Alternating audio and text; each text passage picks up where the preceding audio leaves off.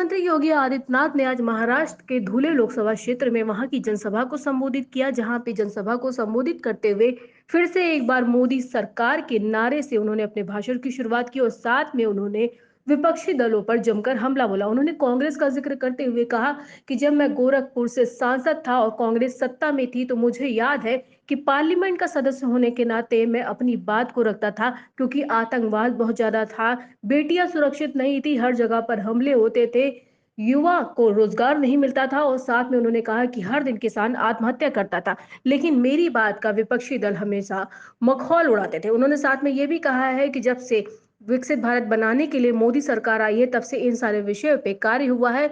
अब कहीं तक दूर दूर तक आतंकवाद यहाँ पर पनप नहीं सकता है, बेटियां सुरक्षित है। और साथ में उन्होंने कहा किसान निधि सम्मान के तहत किसानों को उनका सम्मान दिया जा रहा है, युवाओं को रोजगार देने का कार्य सरकार लगातार कर रही है। और साथ में उन्होंने ये भी कहा कि हमारे देश के लोगों को इतना पता है कि उनका वोट उन्हें कहाँ देना है। साथ में उन्होंने ये भी कहा कि अगर विपक्षी दलों को इतनी पाकिस्तान की चिंता है, इतना मुसलमानों की चिंता है, तो वो पाकिस्तान जाकर कटोरा लेकर भीख मांगने का भी काम कर सकते हैं। साथ में उन्होंने विपक्षी दलों पर कटाक्ष करते हुए अपनी बात का जिक्र किया और साथ में वहां की जनसभा को संबोधित करते हुए ज्यादा से ज्यादा संख्या में लोगों से वोट करने की अपील की और कहा कि विकसित भारत की परिकल्पना बनाने के लिए और राम मंदिर के निर्माण कार्य के लिए, जिसको देश की पहचान है, उनको एक बार राम मंदिर जाना चाहिए और साथ में प्रधानमंत्री को तीसरी बार प्रधानमंत्री बनाने के लिए वोट भी करना चाहिए। आइए सुनते हैं कि प्रधानमंत्री के लिए वोट मांगते हुए मुख्यमंत्री योगी आदित्यनाथ ने महाराष्ट्र के धुले लोकसभा क्षेत्र में आखिर और क्या क्या कहा। राष्ट्र प्रस्थानों के लिए लखनऊ से युक्ता पांडे की रिपोर्ट। मैं जब यहां पे आता हूं, यहां के बारे में सुनता हूं, मुझे बहुत आश्चर्य होता है कि छत्रपति शिवाजी महाराज की पावन धरा में जब इस देश में मुगलों का आतंक था, उनका वर्चस्व था, उस कालखंड में छत्रपति शिवाजी महाराज ने हिंदवी स्वराज की स्थापना की थी।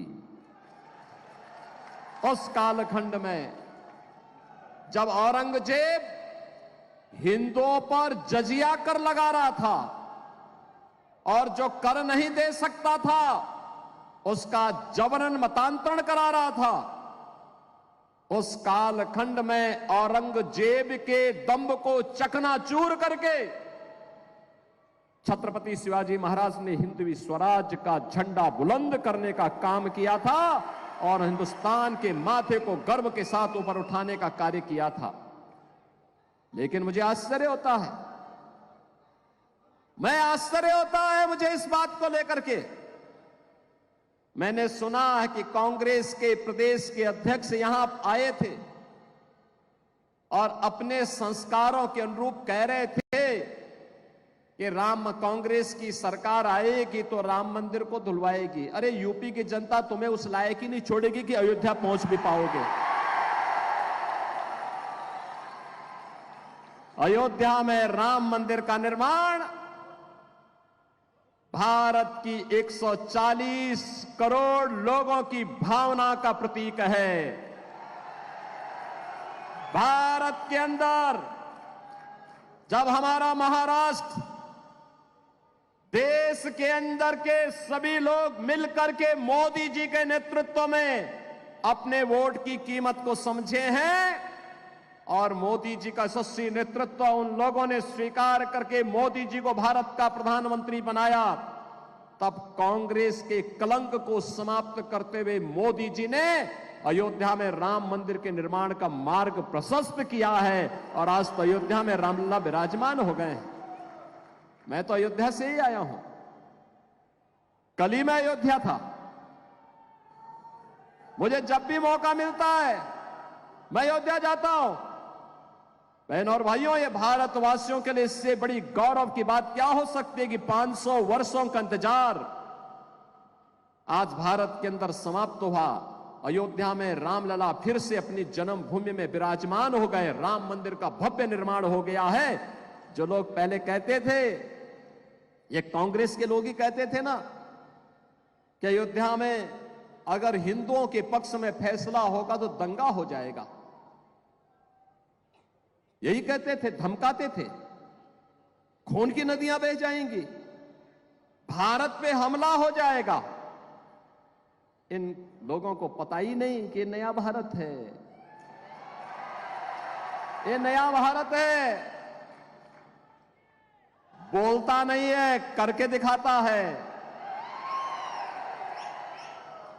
छेड़ता नहीं है, लेकिन अगर कोई छेड़ता है तो छोड़ता भी नहीं है। हमारा संकल्प था कि रामलला हम आएंगे, मंदिर वहीं।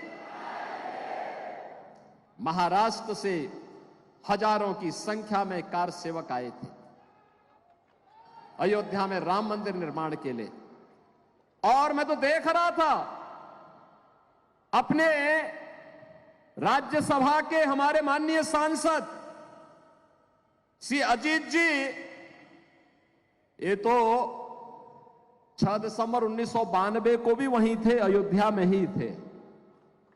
आज उनसे मुलाकात हो रही है। मैंने उनको बोला, मैंने कहा कुछ शकल जान पहचान लगती है आपकी? तब उन्होंने कहा मैं भी 6 दिसंबर को अयोध्या में ही था। बहनों और भाइयों, ये जो लोग कह रहे हैं ना कि कांग्रेस की सरकार आएगी तो